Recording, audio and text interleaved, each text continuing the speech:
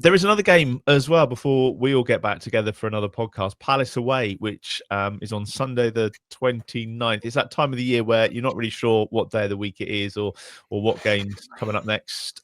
Steve, your thoughts on Palace? This is a must-win game, isn't it? Chance to get some points.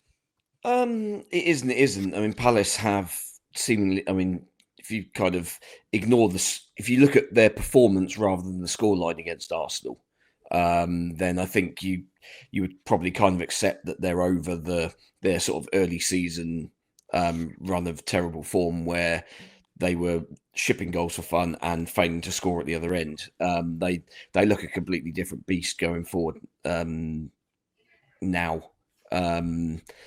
Now that Ismail Assar has kind of got into the run of things, scored a great goal against Arsenal on Saturday. The Brighton game was decent as well. Yes, they were excellent down at Brighton.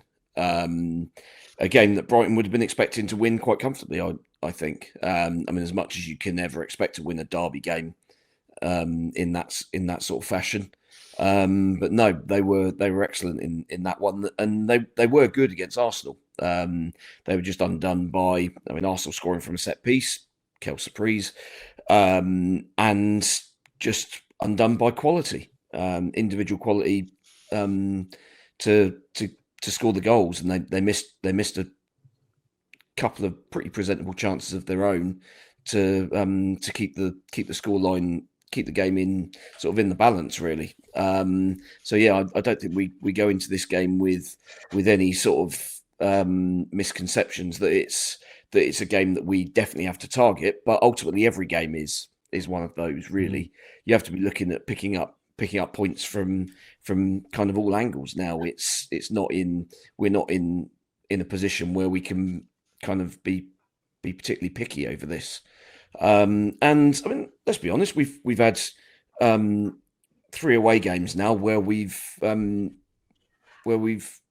come out with 2 draws and a narrow 1-0 defeat. It's away from home we've become a lot more solid, and as we've been discussing that it's at the other end where now I think where defensively we're having this change of system and the defenders are being told to essentially just get rid, if in any doubt, then rather than being wedded to obviously the aim of keeping possession, I think naturally the goals against are going to go down because you're not in possession of the ball in your own final third as much. But Palace will play a high pressing game, so actually that might suit us if they're kind of trying to close down any clearances. Already they've probably then got 2 or 3 players the wrong side of the ball, and that then gives us opportunities. But I reckon that game will be a lot more open. I think that'll be end to end. I don't think that suits us at the moment, but that's the game I think we're likely to have, because I think Palace will be quite happy to make it that like that. So yeah, I think that one will be a bit more interesting for the neutral. Whether we can get anything at the other end of it. I mean, we've got a decent record up there, but there's a whole load of different players. Things change, and I think what happens on Boxing Day will be a big driver in terms of how we go at Selhurst. If we get something out of West Ham, you go to Palace with a bit of confidence, and all of a sudden, on, right? It's game on. Yeah, you're then thinking, well, okay, maybe another draw here, and that's 3 unbeaten, and okay, Brentford at home, they've still not got a point away from home. I mean, we know how that's going to go, but then yeah, you just never know, and all of a sudden you put a run of 3 or 4 games together, and Ipswich, Wolves, Leicester especially, the way they are shipping shots and they're shipping goals. All of a sudden, those teams above are having something to think about. And at the end of the day, given where we are now, that's kind of all we can ask for at this stage, I think. Does it depend, Glenn, what camp you're in? Is it kind of, if this was Russell Martin's game, then we'd be saying, this is a must-win game, and if he doesn't get anything here, then he's gone. But it sort of depends for me whether you're thinking like glass half full, glass half empty. Is it that we've got everything to go for here, or It's kind of like irrelevant now. It's just about next year. People are going to have different opinions on this one, aren't they? I've always thought of myself as being sort of glass half empty when it comes to football. No. Yeah. But with the current state that we're in, I think you kind of, you have to cling to something because it's a bloody long way to go to the end of the season if you've given up already.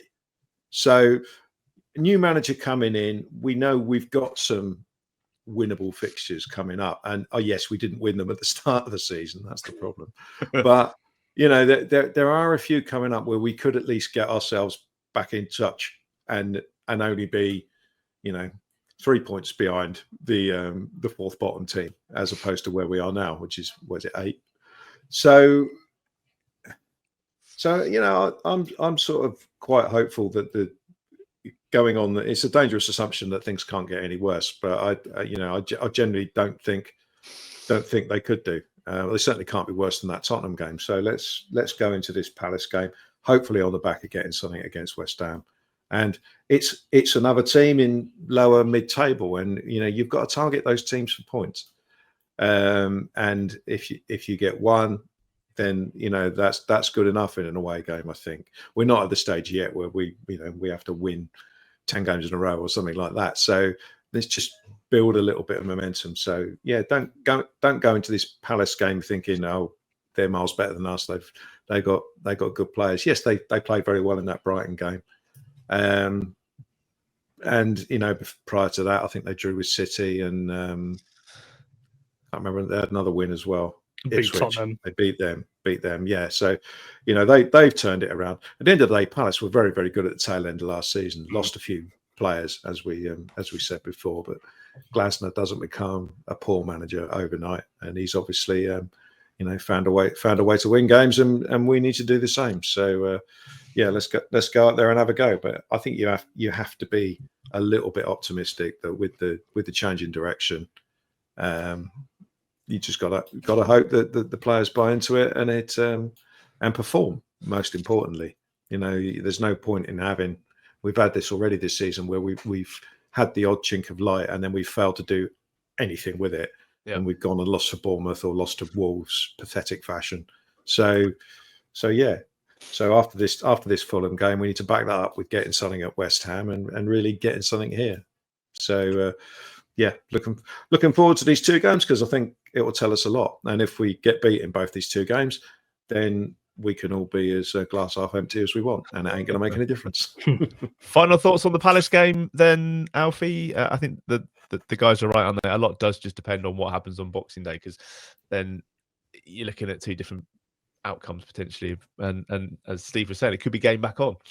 Yeah, I mean, to be fair, I think they've summed it up perfectly. Anything else that I add now would be wasted time, so I'm not going to ramble on. But I am interested to see that first 11 when we do against West Ham on Boxing Day, and just see who's in there. I think that's really interesting. If I had to predict now, I think Ramsdale on the back three will be the same. I'd be surprised if Stevens comes in.